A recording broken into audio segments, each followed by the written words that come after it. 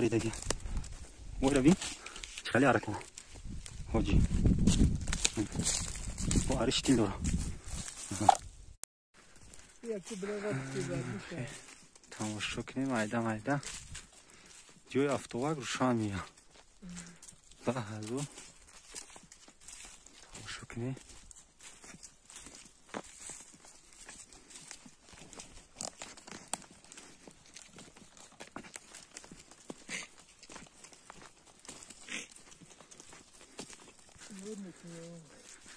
همه تماشا کن رای موشین های تقدیم جنگل بین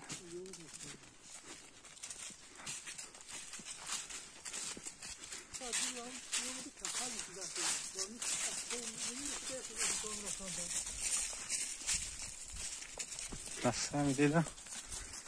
جای مولچرانش ده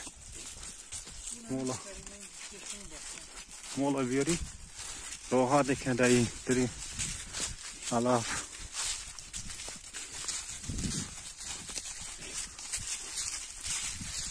برید دیگه وای روی خیلی حرکت با عرش تیل داره ایش تیله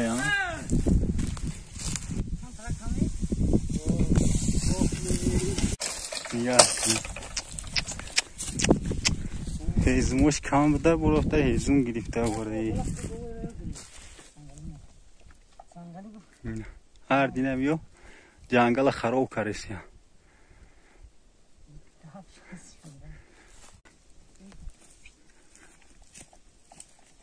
گوبر آورین دمی جمونده خرا را بار میکنیم میریم خونه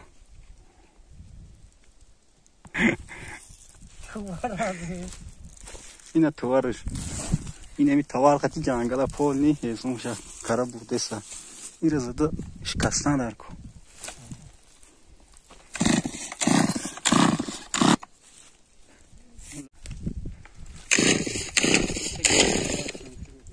هیزم بین هیزم خر باشه اگر هیزم پروشی را ماست کردن آن وقت خوب